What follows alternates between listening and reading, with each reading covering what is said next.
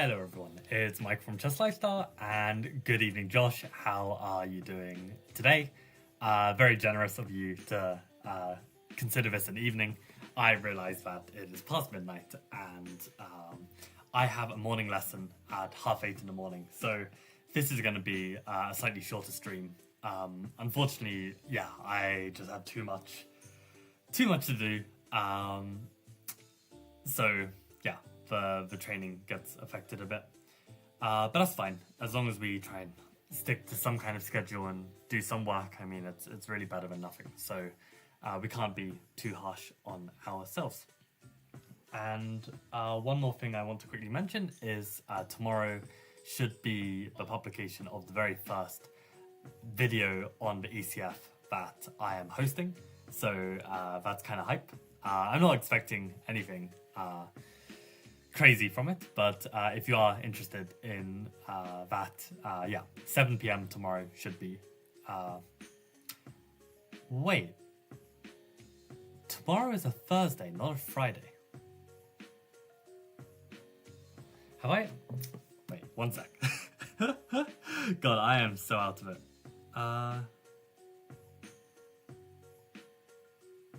Okay, no, that's fine. Yeah, so Friday actually, not tomorrow. I'm getting confused because I had to write like some promo text which was saying like for tomorrow, which is actually going to be posted tomorrow. So whatever. Anyway, let's train some chess before I fall asleep at the laptop. And let's not reveal all my messages. Hopefully that wasn't anything important. Let's do something. Let me just double check that wasn't anything important. I think it's fine. I think that should be all fine.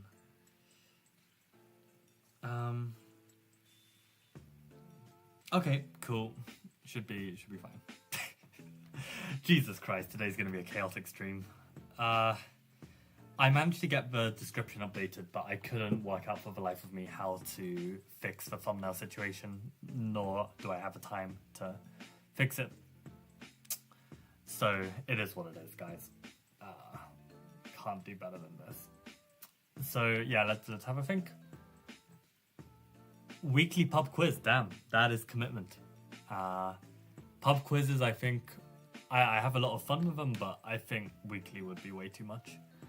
Okay, so just in case there's any answers, let me just solve this. So queen, rook, 1, 2, 3, 4, 5. Queen, rook, 1, 2, 3, 4, 5, and a bishop. Having said that, we have this beautiful pawn on e6. We have x-ray pressure with the queen and rook. There is potential some pressure on our king with potential moves like this.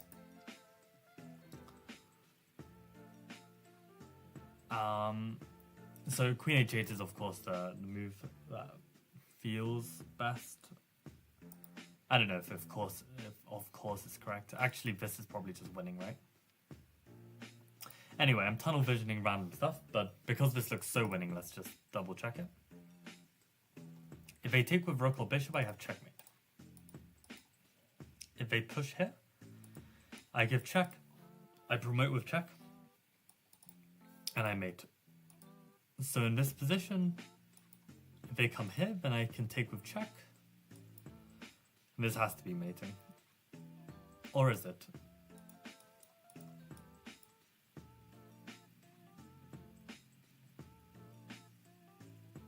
Why am I struggling at this hurdle? I guess I could give a check here, and if the king goes to the corner, then I can promote. They can take, I can take, then come back out. This should be winning. I give a check here, they go to the corner. What am I calculating? I want to give a checkmate here, but I don't see it.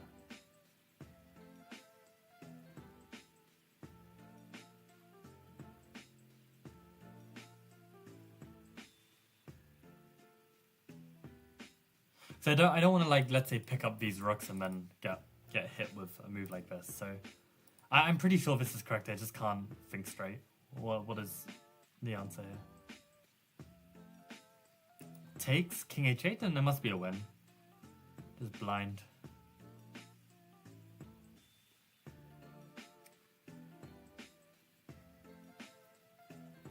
promote, I take. I go king g7. Why is this not clear?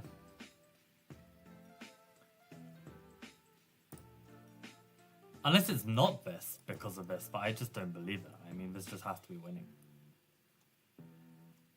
I think I'm just missing something super obvious.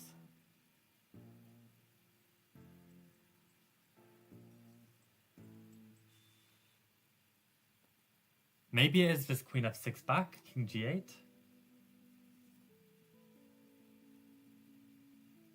And I have some way to finesse this that I'm not seeing. Queen e6 maybe? King h8.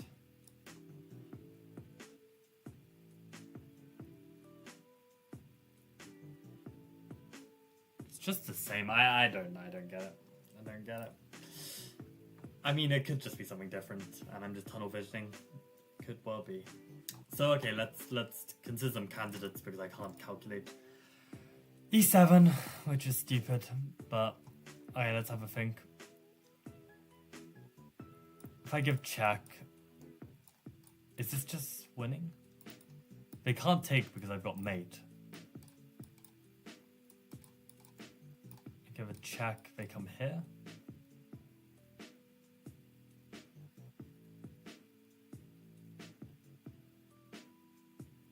It's so hard to calculate other stuff when you think that, you know, you've seen the solution and you just can't make it work.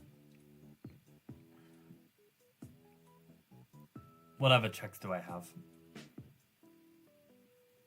Queen h6 maybe, but I don't know. Actually, queen h6 kind of looks strong as well. Because these moves, I mean, this potentially comes with check.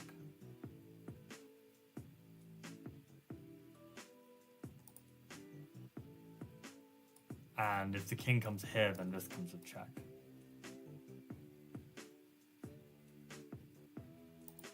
I guess they can still come here. And then here. And then that's just winning. Is it just queen h6? I mean, that's so, like, that's so counterintuitive. It just doesn't look like the winning move. But somehow when I calculate it, it actually makes the most sense. So let me actually calculate this properly. If they go king g8, I take. If they take here, well then that's a problem, right? Because I can't take here without allowing this. Oh, but the queen is covering it. So maybe it actually does work. Oh, I don't know. I feel like queen h6 actually wins somehow. These are the worst positions. These are actually the worst positions. These are why I lost so many games against 2200 plus players like a couple years ago. Because I literally would get to this position and then I played the wrong move and lose. It's crazy. I got positions like this all the time, where it's just like I've got like 3-4 different decisions and I just can't pick because I don't know whether to trust my intuition, whether to trust my calculation. It's all garbage. Like genuinely, I have no idea. Like one game I play queen h6 and it'd be wrong, and the next game I play e7 and it'd be wrong, and there's just there's no correlation as to what works and what doesn't.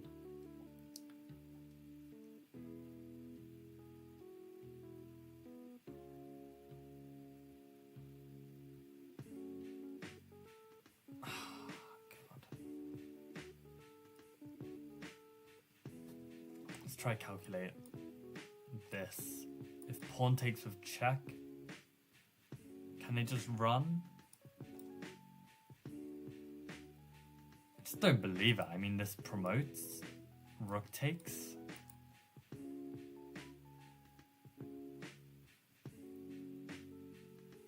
And you're not getting mated anymore. I mean, queen h6 is such a good defensive move as well. Maybe it is just this. But I can't believe this just doesn't win.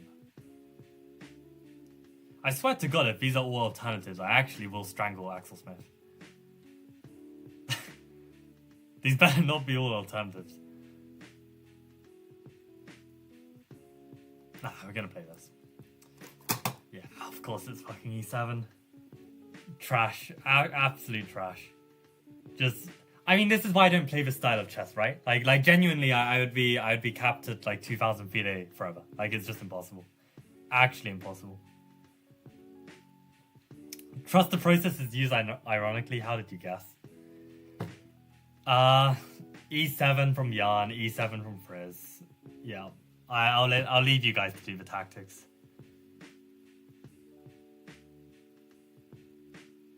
Yeah, Woodpecker at midnight. I mean, I gotta stick to the schedule. I mean, these are the perks of being autistic, right? Gotta stick to your routine. Yeah, I can't do this. I can't do this. Like, Queen H6 isn't even given as a suggestion because it looks so trash. But then, like, why is Queen H6 not winning? I just don't get it.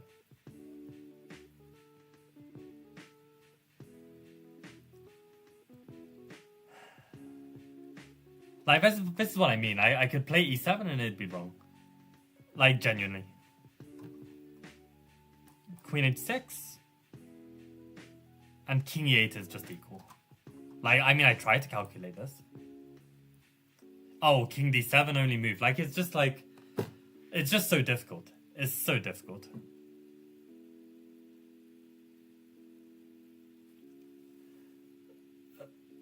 Nah, chess is about style. It's not just objective. I mean, I don't have to play these positions where like I have to decide between Queen H6 and decide between E7. Like, there's just bullshit. King H8, and then this is apparently mate in 13. So Queen, this is what I calculated. Rook takes, Queen takes, King G7, Queen E5 here.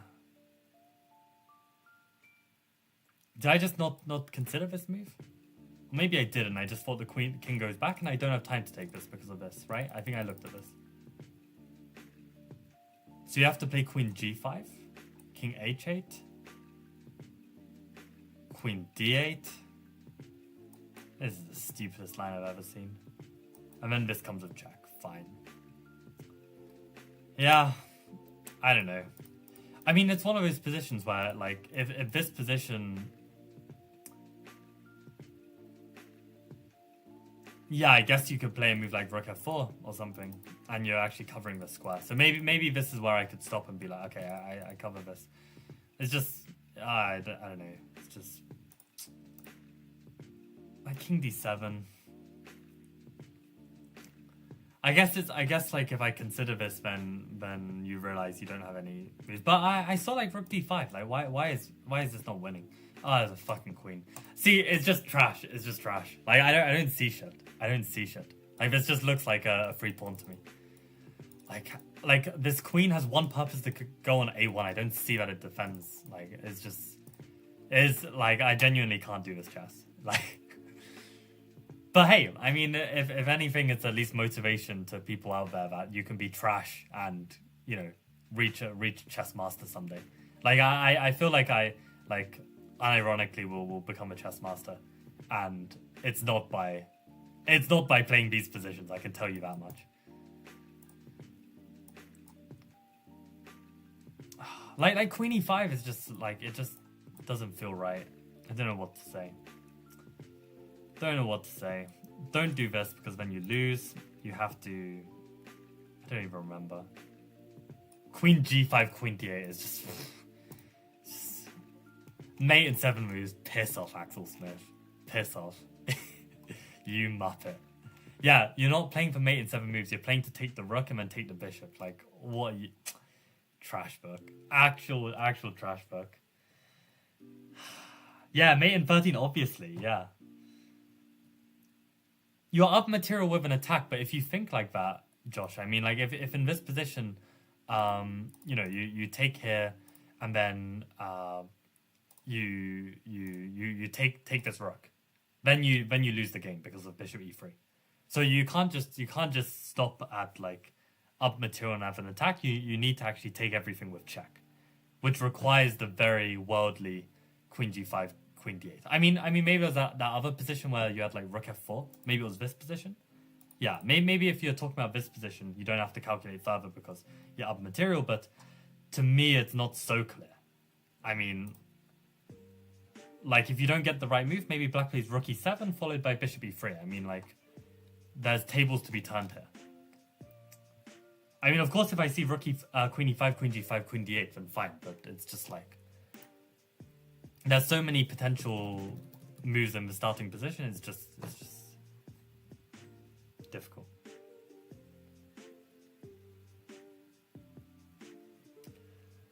Ife says, so you're saying if you had this position in a money tournament, you'd say chess is about style. No, I'm saying that chess is style, so I wouldn't have this position in the first place. I'm not gonna have this position where like I have like 5 different candidate winning moves and I have to stress about finding it. Like I used to play positions like this. I used to get winning positions and I wouldn't convert them. And I made a decision several years ago that getting winning positions is not good enough to be a good player. You need to be able to consistently convert them. And if you are not able to consistently convert them, then you're simply doing the wrong thing. I think it's very much the same as, let's say, like your career, right? If you, let's say, can say from as objective as a standpoint as possible that career A is better than career B. But if career A doesn't actually suit you, doesn't suit your style, then there's no amount of career A that you can push for where you're going to be successful. Because if it's not your style, it's not your style. You'd be better off doing career B, that is your style, but you actually succeeded. That's what I'm trying to say. And that's an undeniable truth. In my opinion.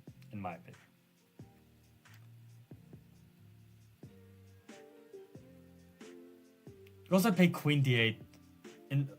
You could also, instead of queen d8, play queen f8. Play rook f8. Okay, let's have a look at this.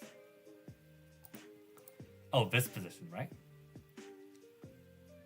What do you mean rook f8? There's a bishop that can take, right?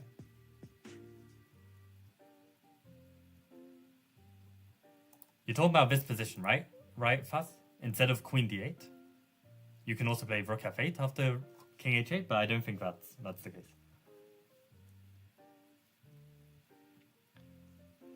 The thing is, so, okay, Faz says, I think your fear going into such tactical complications hinders your confidence of these wild positions. I agree it might hinder the confidence, but I also think that it has more practical gain. Like, the fear is there for a reason. The fear is there because I've choked so many of these winning positions, and I still continue to choke these positions. I mean, it's not just, like, you know, doubting for no reason. I mean, I wish it was all just psychology and just getting in my own head. It's really not. It's really not. It's just ability. It's just ability. You can tell a 1200, you know, don't doubt yourself. Play like a 1500. That's just not going to happen.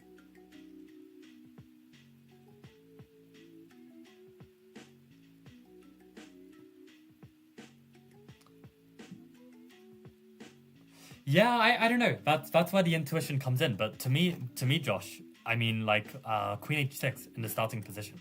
Like, this to me looks like a winning move. Right? Like, when we go from the beginning and we look at queen h6, I mean, queen h6 looks like it wins. Because if either of these squares we take with check, if either of these squares we take with check, so it looks like we've got the checks. The queen is also covering the only defense. I mean, how does this not win? Like, this to me looks like it's winning from an intuitive perspective to me.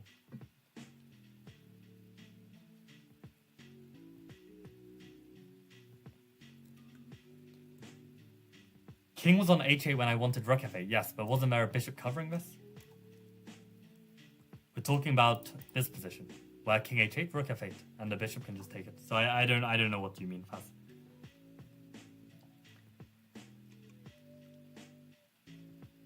Yeah, this is true. This is true for us. Tactics have improved. They have improved.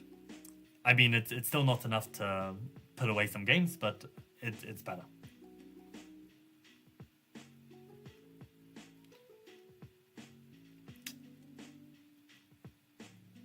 Yeah, I mean, I don't know. Like, it's just a skill issue. I think, I think everyone can consider a winning line, but to actually decisively play it, I mean, I couldn't work out which one was correct out of e7, queen h6. I couldn't. I mean, queen h6 is winning except for one line, which, okay, you need to grind and fight, but it's just, yeah, it's just not easy.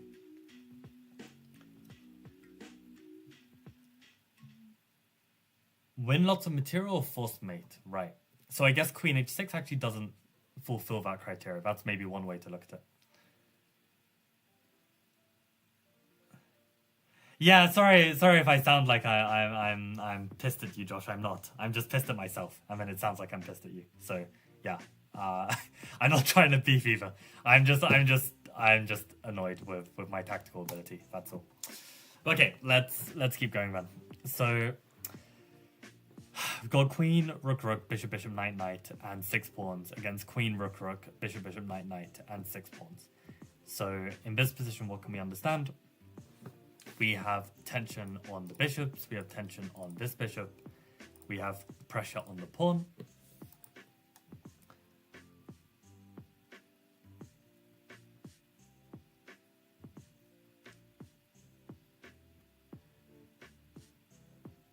And for the record, this is also why, like, you have to play chess tournaments with complete clarity of mind of anything else going on in your life, because for reasons I won't get into, I've had like a pretty stressful day, and it's like, yeah, you can't think clearly when you've got like so much on your plate and so many things going on. So it's like, yeah, whenever you play a tournament, this is why like I think like playing like in the holidays and playing these 9-round tournaments are great, because you can kind of like, you know, try and finish everything that you need to get done before the tournament, and then you can just focus on the tournament and just pretend that nothing else exists.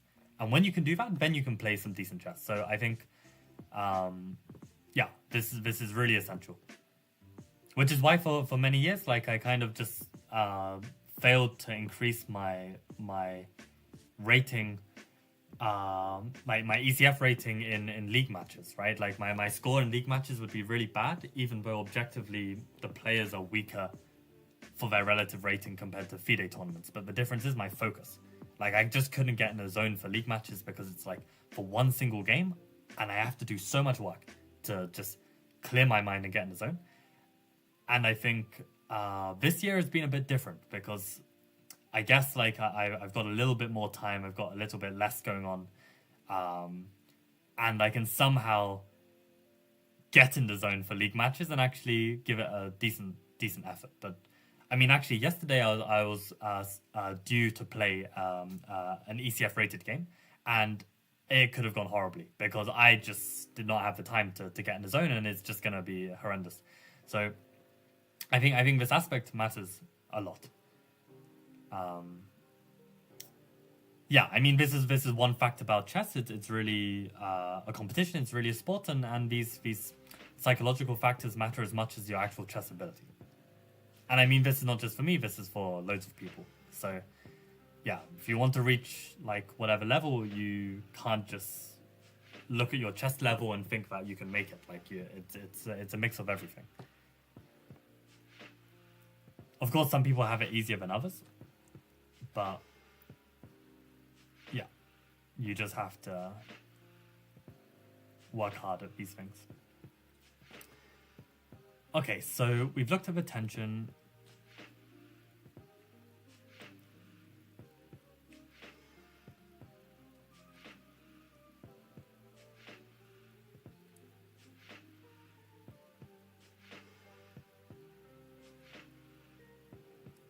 Loose pieces. We've got loose piece on c2, loose piece on e2. And that's it.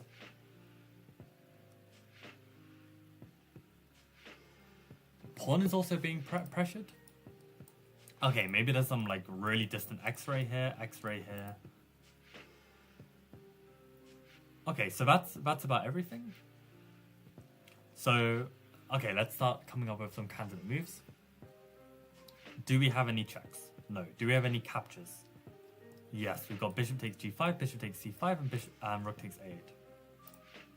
Also got queen takes b5.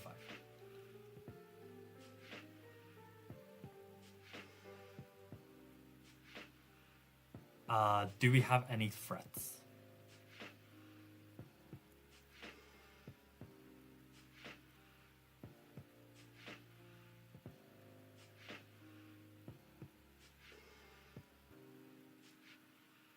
Don't really see any threats. Maybe rook to the 7th, but it's very, very vague. Okay, so let's look at our captures first. What happens if we take this bishop? Well, if they don't take back, we hit their queen and we've won a bishop. So, okay, they need to take.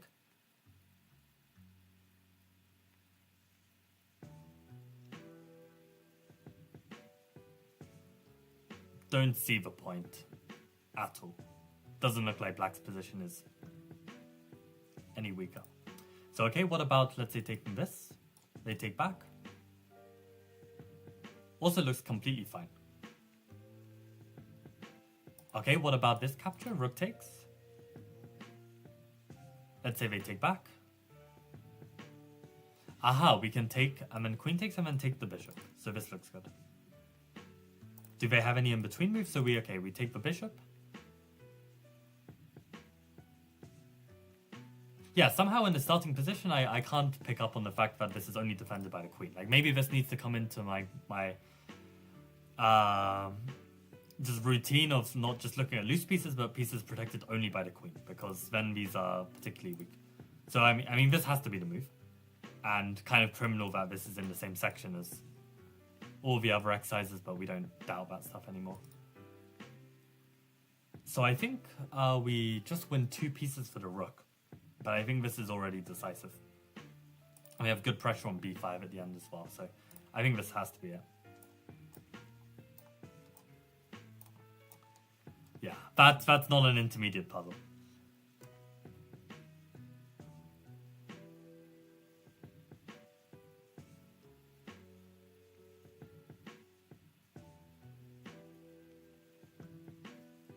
Yeah, that's true, Ife. We need to do some in-person Edward training for sure. Like I'm so behind on things. Like I said to you that I'll come up with like some schedule where we can train, and it's like I just haven't had the time to think about it. But yeah, no, for sure, we really should, because our last session of it was fantastic. So we need to train.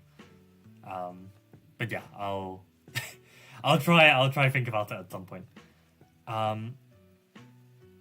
Yeah, rook takes a8. Okay, appreciate the clarification, Josh. Rook a8, and then we just take g5 at the end.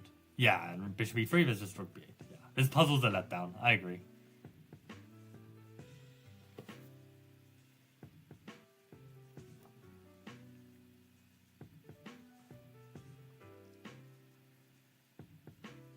Yes, this is true from an objective standpoint, Faz, but the problem is when you can get winning positions because you embrace the chaotic positions, but then you can't convert them and you lose. Like, if let's say I have a fork in the road, right? I can either reach a chaotic position that is +5 for me, or I can reach a stable position that is +2. There are types of players out there who will convert the +2 and win the game, and there are types of players out there who will fail to convert the chaotic position and lose. And these are the times when you've got to look at yourself and be like, what type of positions am I able to do and what positions am I not able to do? In an ideal world, of course, you play like an engine, you just choose the +5. In an ideal world, you don't steer away from an objectively better position. But we are not superhuman, we are not engines. We are humans that have natural strengths and weaknesses. And if you ignore that and you just try and play like an engine, if you can do that, then lucky you. And maybe Faz, maybe you've got the potential to be able to do that. But I know for a fact that I can't. And it's much better to play more practically based on what positions I can convert and what positions I can't. So it's just a matter of style. Like, sure, maybe sometimes I'll have that +2 position and actually I'll fail to convert it and I'll get a draw. But these kind of failures to convert are also a matter of technique and are much more stable as well. So, I mean, okay, this is a very hypothetical situation. Of course, it depends on the exact position, but I don't think the fear is unjustified. Another kind of situation that I sometimes get in games is if I see a move of my opponent that can severely weaken my king, but objectively I think it's kind of garbage, but it still weakens my king and it makes a mess. If I can avoid it, I will. Like, there's no point in me trying to prove that their attack doesn't work when it requires me to play precise defense, when I can just avoid that attack altogether. For some people who are brilliant at defending, of course, they should embrace it. For other people who struggle with that aspect, you should not embrace it. If you care most about the results, if you care about playing the best chess, then of course you just embrace it, whatever the matter. But I care more about winning than I care about playing correct chess. And this is a decision you have to make as a player.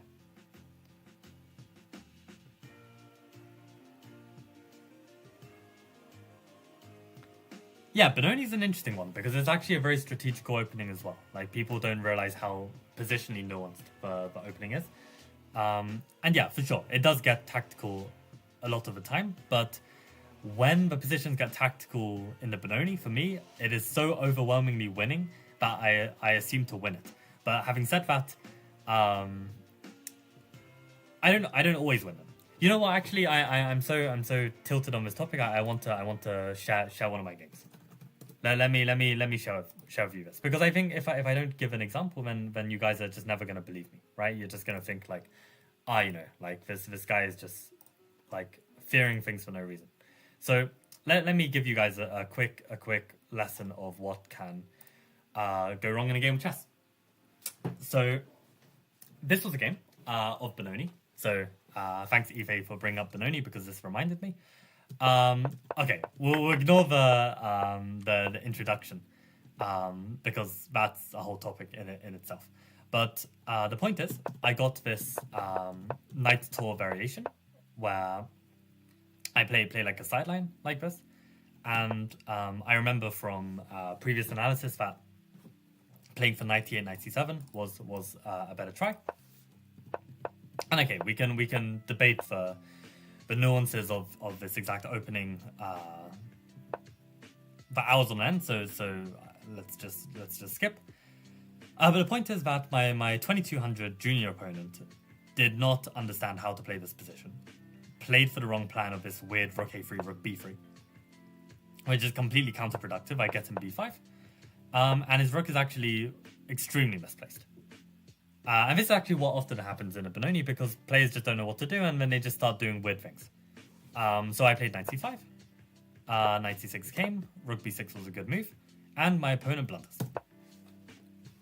Plays knight d4, which is a shocking move because in this position I have to move knight d3. And naive little me was feeling confident, was feeling well rested, was feeling sharp, and was like, I can do this. I can win this game. Because knight d3 in this position, like, what can they do? I mean, if they try and save their knight, then I can take the rook, and it's more than just taking the rook, right? Because I can also take d5 at the end. So in this position, my opponent decided to play bishop d3, but the point is I take on d4 with check, and then I actually have a choice here. I can either take the knight first and take the bishop to go a piece for a pawn up, or I can play even more ambitiously with bishop c5. And I felt like bishop c5 was better because, okay, like white still has a dark squared bishop, we have opposite colored bishops, maybe there is some potential for something. Of course I'm still winning, but I thought bishop c5 is even stronger, which I think it is, because I'm hitting the whole rook. Now in this position, my opponent plays the only move here, bishop e3, so that if I take the rook, then they take me. And in this position, I have another opportunity to win a piece, right? I can play the move c takes d3, and the point is, if they take my bishop, this is horrendous for them, because I can take back, and this is just beautiful. For me, I'm a piece up and completely winning. But the problem with this is they can always just take back, and again, I'm just a piece for a pawn up. This time it's a better version, because they have a knight instead of a dark squared bishop, but still, it's not completely clear. I mean, it is clear that I'm winning, but I thought I had even better, which is simply to move my rook away, and this rook is a goner. So my opponent took on c5, I took back, and my opponent sacked the rook for 2 pawns, because that was the best he could do. Now in this position, again, I am completely winning. However, it is complicated. I have played with Benoni, so Ife is correct. In some positions, I can't stray away from the complications. But I am completely winning here. I'm utterly winning here. But complications are hard, right? It's not a given that you can just win them. And the thing is, in this position, it's actually very, very tricky how you deal with this because there's potential threats of d6, d7 right now. Also, rook takes b2 is kind of dodgy because there is a particular line that was very concerning to me. Is it d6 here? I'm actually forgetting. Is it just d6, d7? Like, but that's too obvious. Like, I thought there was another reason why I couldn't play rook takes b2. Oh yeah. I saw like the idea to play rook d8, but the problem is there's queen c1, and then I can't deal with this. So then I lose the piece, and then it's not so clear.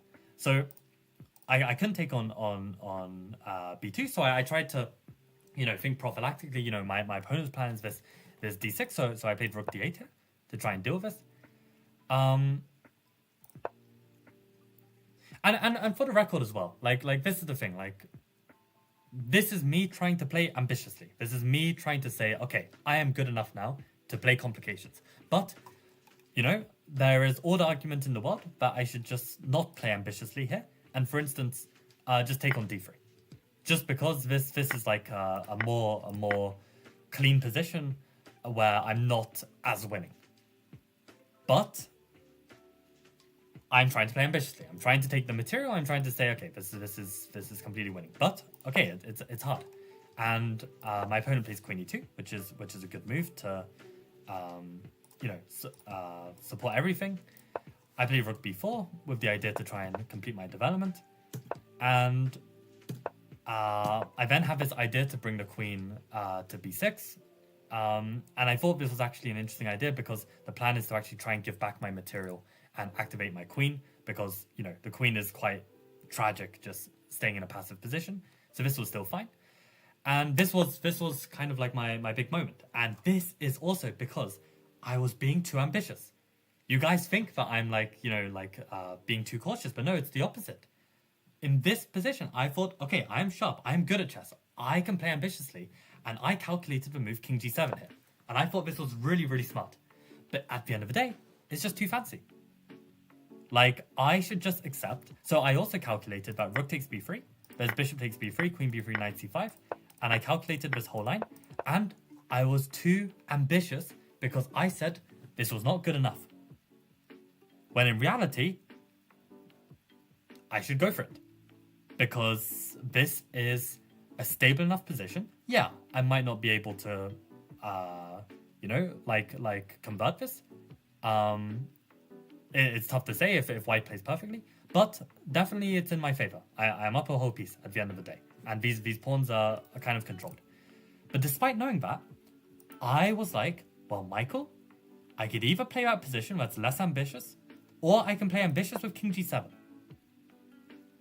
And the reason why I wanted to play this is because on queen b2, I've got the move rook c4. And my opponent then found a move that I didn't see, because this is what I mean in sharper positions. There are moves that your stronger opponent will find, and this is why you should just keep something simple and not mess around like this. He finds a5, which is a lovely move. And then in this position, again, queen b2 is not precise, because queen b2, I can play the move knight e8. And then on e6, I can play f6. And I'm actually holding this position together. But he sees this, and therefore he plays e6 first. Because I actually can't play f6 and transpose, because he just sacks the knight, and then I'm lost. So I don't have f6, I don't have knight e8, because he just takes on f7. So I play rook takes c4, which I thought was a really good decision. Because if he goes queen b2, I can go rook d4, and if he takes, then I can give checkmate on e1. But he takes back. I take with a knight, which is my whole plan, because again, if queen b2, I play knight d4. And if he takes with the threat of removing his rook and killing me, again, I have his checkmate. So I thought at this moment, my opponent had to play d6. And I was going to get this position where I felt like, okay, I've won this game. I'm able to stop this pawn and I win. But, of course I miss. After queen b2, my fucking bishop hangs on b7. Because I struggle at complications. Okay, so I lose the bishop on b7, and then to my surprise, I'm like, holy crap, I'm still winning because I've got the move rook e8 here, and the point is that like I've got threats of back rank. But then, of course, my opponent had d6 this whole time, and of course my opponent sees d6 from like 10 moves away, right? It's just crazy. It's crazy. So d6 is played. I don't have the win. So now we go into some crazy time scramble, where I just attack the rook and attack the rook again, and it turns out that in this position, I actually have a win here. And it's really frustrating that I missed this, because I actually saw most of it and I just didn't see enough, because again, complications are hard for players like me. And the winning move is queen e3, and I saw the idea to try and put pressure on this back rank. But what I saw in the game was I thought he could play d7. And I even saw that I have the idea of rook takes knight, so that if they promote, then I'm in time to give checkmate first. But what I missed was that after d7 and rook takes, no, I even saw that queen takes rook was possible, and then takes, and then they promote, and I thought they have queen and rook against queen and knight, and I didn't fucking see that the rook is hanging, right? Like it's just like, you know, how can you just see it if you can't see it, right? It's just like, you're just not good enough. That's the point. You're not good enough. Like, I'm not afraid of this out of, you know, delusion. I'm afraid of playing these complications because I'm just not good enough. That's the fact. And I had a win here. I couldn't see it. I played knight e6, and the problem is then the queen gets centralized. And this is the crazy thing. I played a move queen a4 because I see this whole line where my king gets chased out and I have to take this pawn, and I'm like, queen a4 covers d1, and I feel like I'm actually maybe holding this. And we go down that exact line, and of course, the reason why this doesn't work is because my opponent can take on f7, and I didn't see it until literally he played it. And then after queen f7, I just resigned because it's just completely over. But like I'd seen that like maybe there's some rook d1 at the end, and I covered this, and I thought this was clever. If they don't have queen f7, I might be alright here. But of course, there's queen f7. So how many details did I miss in this game? So many, right? And it's not just me who says this. Eunice Papainu, 26, former 2700 player. What does he say? Benoni, he has got so many winning positions, and he has lost so many of them. Because Eunice is a positional, strategical player by nature, by style. He is not a tactical player by nature. So when he plays 2700s, who are tactical beasts, he gets winning positions in the Benoni because he can outplay them, because Benoni is a positional opening where you can outplay your opponent, and he messes up. Which is why he doesn't play Benoni as often as he should. Because style comes into the consideration. So this is how I lost to a 2200, which I was completely winning on multiple occasions, and I will continue to train my Woodpecker. But when you question, why do I fear these positions? Oh, it's just in my head. It is not in my head, it is just reality. So I don't know if there's anything else I can prove to you, but I hope that this sheds some light, because I mean, yeah, like this could be avoided. This could be avoided if I was a little less ambitious. If I was a little less ambitious, I would not play the move king g7. Right? I would just settle for this position and just be like, if I was thinking practically and I thought, okay, Michael, king g7 is too good to be true, just play the safe move. Then I might even draw or win this game. Or if earlier, right? Like instead of trying to play so ambitiously to win this rook, I just okay, this is fine. But then just winning the piece, right? Even if objectively it's not as good, then maybe I win this game as well. But the ambition is what cost me this game. So I hope you understand that this is more than a simple, don't be a chicken. Just play well. Like it's not that simple. It's really not.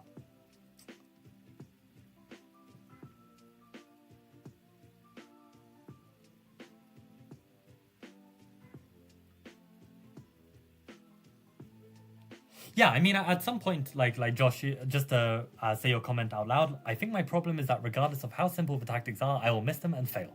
Play like Karpov and grind until the simplest tactics possible to win the game and still miss it. That does need to be fixed. And that is what I have been working on. To be able to at least not blunder in the simplest of positions, which I was doing all the time, for the record. But what we can at least do is avoid unnecessary complications.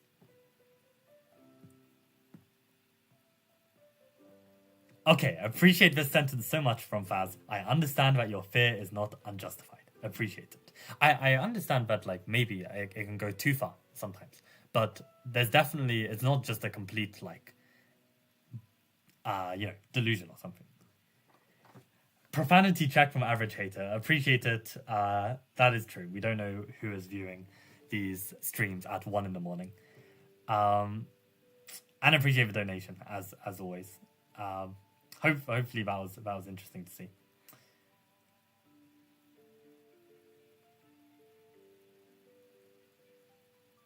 I mean, that's a fair point for us. Go for complications when losing, simplifications when winning. This is true. But yeah, I mean, some of these woodpecker exercises, like, they're so sharp. And it's just like, yeah, there's, like, I'm just not interested to play such positions. Like, if I get into a situation where that position is even somewhere close, I would have deviated 5 moves earlier, you know? Which is still fine to train, right? Like, it's still fine to practice these woodpeckers, but just, I know that my games are not gonna be in as crazy of a position.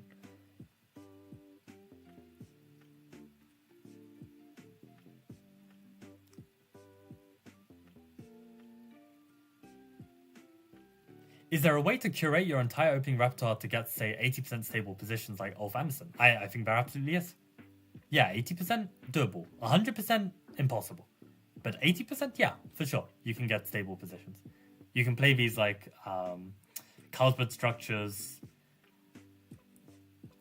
I mean, in a way, this is my repertoire. I mean, if I think about, like, my games from the tournament, right? I had, like, 8 out of 9 games against Masters.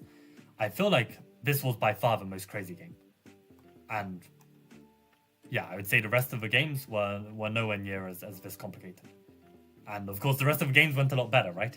Like, surprise, surprise. As long as you have fun, never. Losing is never okay. Not for someone like me. Too sore of a loser.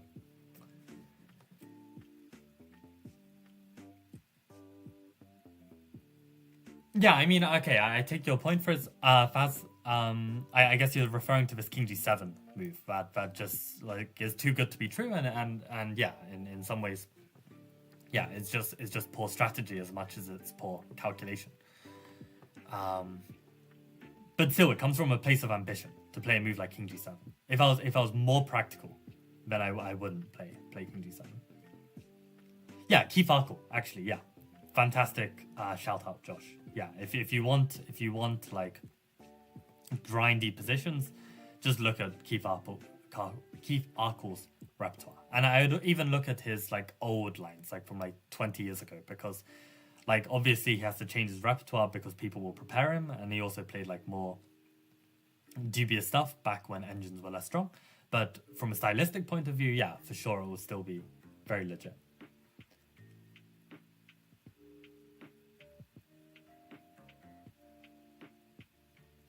Sergeant is saying A5. I don't know which point. Maybe it was at a previous point.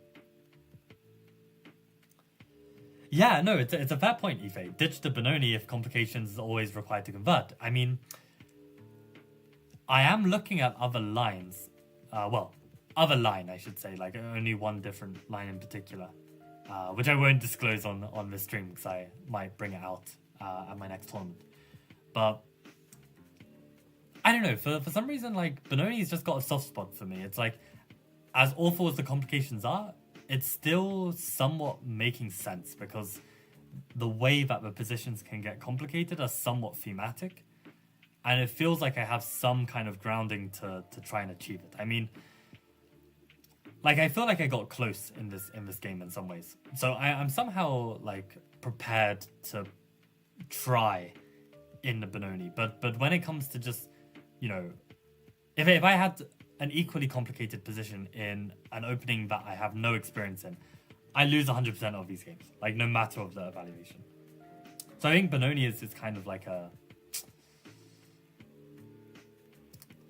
yeah. I mean, probably from if I could go back and I knew all that I knew about myself as a player, which is of course impossible, then probably had I spent 20 years playing, 15 years playing a more stable opening.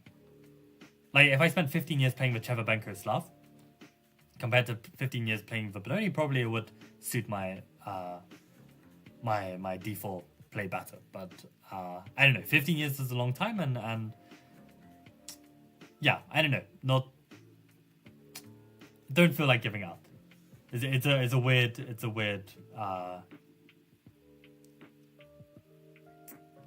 Yeah, I don't know if it's if I can even justify it logically, but it just feels right to play Benoni against d4. I mean, maybe one of the other factors is that I feel like the d4 player in general is less strong at complications anyway, because like the ones who are really strong at tactics, they just stick with one e4, right? So I feel like I'm kind of like more on equal ground if we do enter complications against a d4 player. So maybe it's got that practical side as well.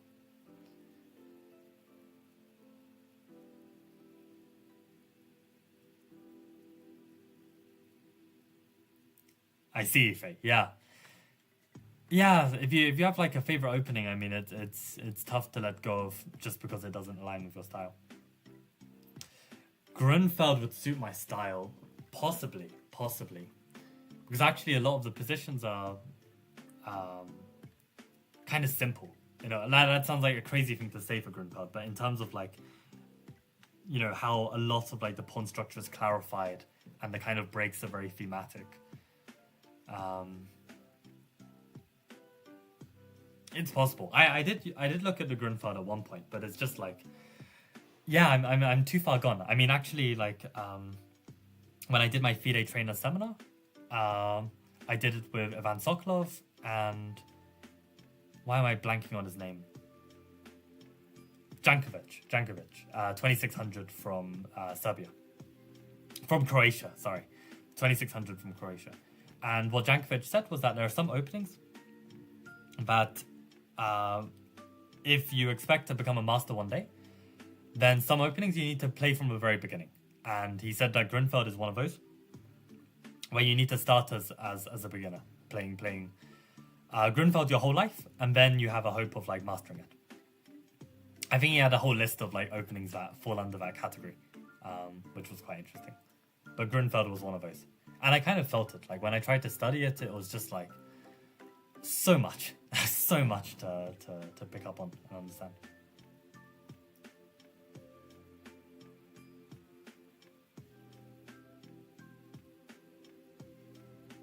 Queen Gambit declined could be as well. But the problem is as well, like, I hate these positions where our light squared bishop is locked inside the pawn chain. It's just like white, if they want to just play aggressively, they have so much freedom to do so. So I think that kind of cuts out Queen's Gambit declined.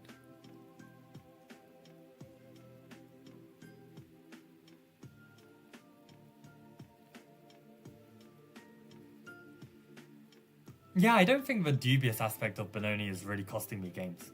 I mean, if I was like trying to get to GM, then I agree it's probably not the way to go. But I mean, you know, you can see like even this 2200 that I'm playing, like I get a winning position from the opening. That's not the issue. The issue is like, am I able to convert these positions? Okay, let's do one final puzzle and then I better sleep. So let me change overlay.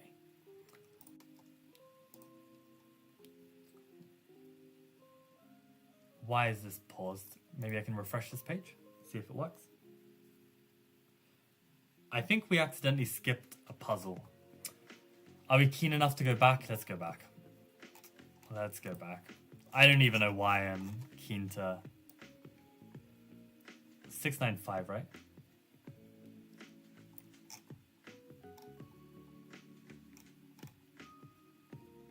Why is it paused? Okay, there we go. Okay. Retov against Spassky. Okay. So we've got Accelerated Dragon against Meroxy Bind type position.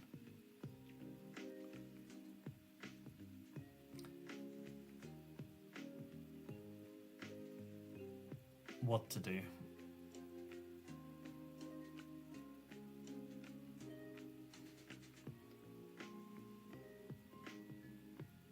Okay, so let's try and evaluate properly. Materials even. Bishop is X-raying this queen. Rook is not on the line of this bishop, thankfully. Queen is loose.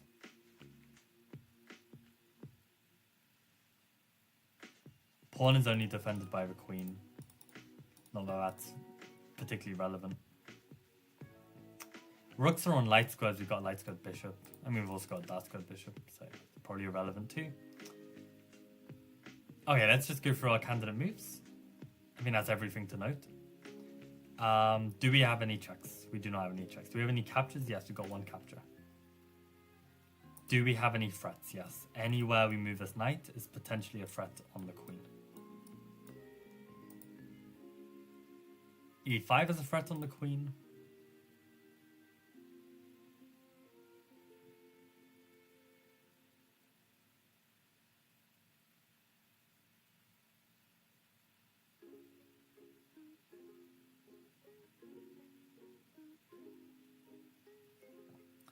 Okay, so let's just start calculating. I guess it's going to be a knight move.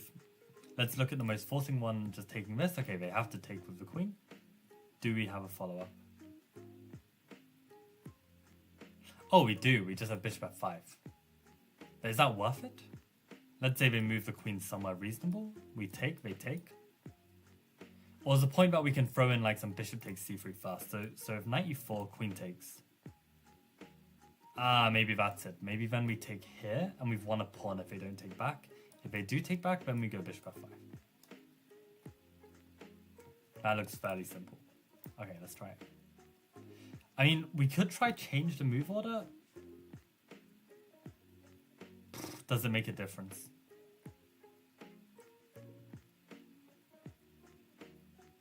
Somehow I actually feel like this is just more forcing.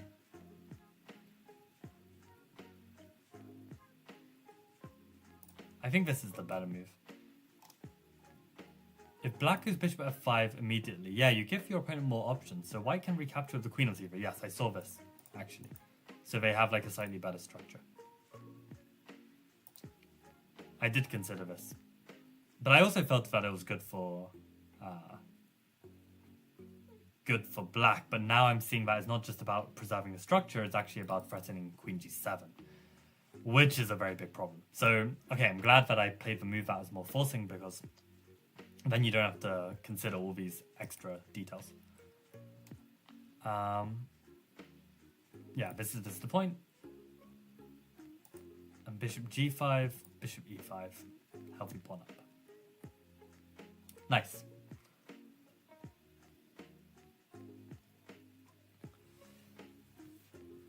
Yeah, Ife, with regards to my black repertoire,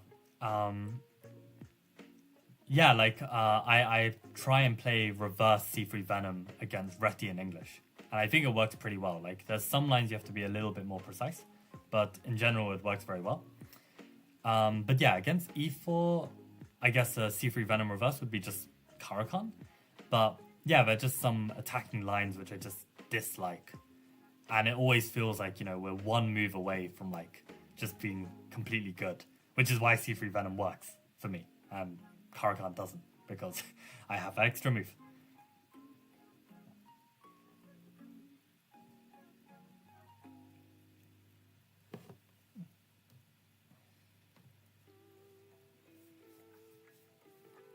I guess it's like, I feel like I'm going to sneeze. I feel like with the black openings, it's harder to play in a purely solid way without some kind of drawback, With white pieces you can, which is why I can do it with C3 Venom. It's a bit like you, Ife, with how you like space. Like, you can just, take space with the white pieces. But if you just try and take space with the black pieces, there's going to be some drawbacks, right? So you kind of have to switch things up with black. And I actually think that my repertoire, I'm quite happy with it. I mean, you're one of the few people that actually consistently manages to beat my Garganitza. Like, I feel like most people I come across, I am actually doing completely fine against them. And I think the reason why I lose to your Garganitza is because I just keep making the same mistakes and I'm not learning, which is really stupid. Like, every time I lose, I realize, like, oh, that's why I lost. Like, and it's the exact same reason why I lost the week before. Yeah, I think Garganitza is actually fine. And I think Benoni is fine as well. Like, I think it plays against the average E4 player, plays against the average D4 player. So, I think my openings are fine. And I can kind of have that clarity with it because I really have tried so many openings to the point where I kind of know what suits me best. I don't like the King's Indian defense because, like, I don't like it for either sides, to be honest. I mean, I feel like when black knows how to attack in the King's Indian defense, it's very hard for white to play. And if you are playing as black, then you need to attack very well. Otherwise, you just don't win. So I think it's just a difficult opening both ways. Oh, so Frizz actually said for this move, knight takes e4, queen e4, bishop f5. Wait, was that correct? Or bishop f5 first is inaccurate, right? Yeah.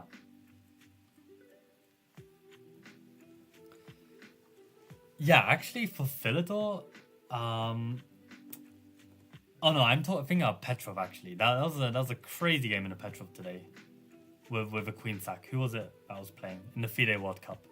Someone remind me. That was like an absolutely brilliant. I think it was Hare Krishna. Look up Hare Krishna's game today against the Petrov. Unbelievable game. Unbelievable game. Like, yeah. I don't know. That's the problem with playing like e4, e5. Like, you are just at the mercy of your opponent's prep. Like, hell nah. Not happening.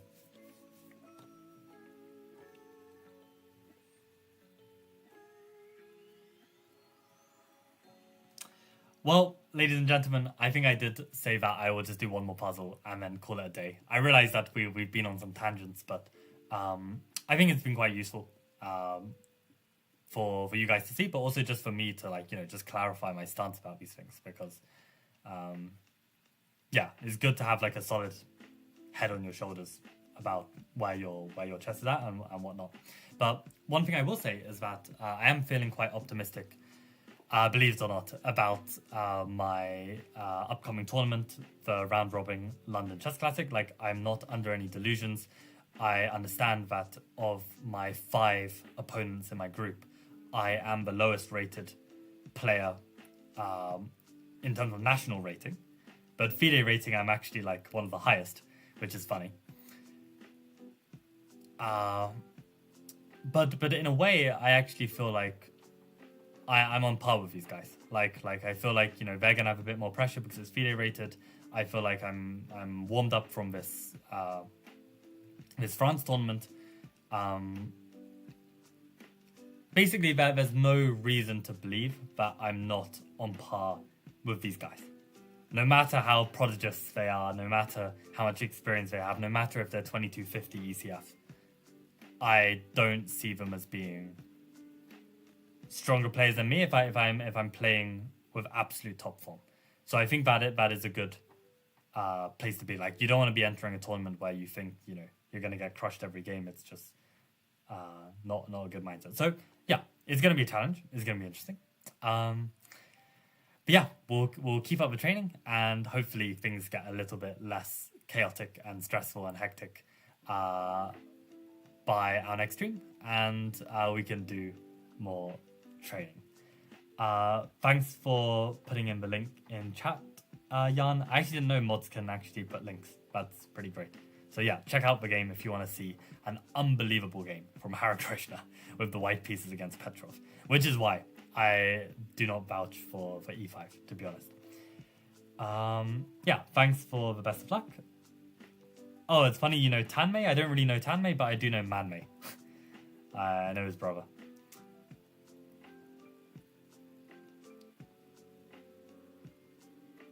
I don't have a line where I can put pressure against it. Faz, check out that Hare Krishna game. You might have found your new line. Yeah, just Silver Sack. Unbelievable, right? Yeah, you're going to have some fun. So check out the line. Have fun, guys. And see you on Friday for another training stream. Okay, thanks for tuning in.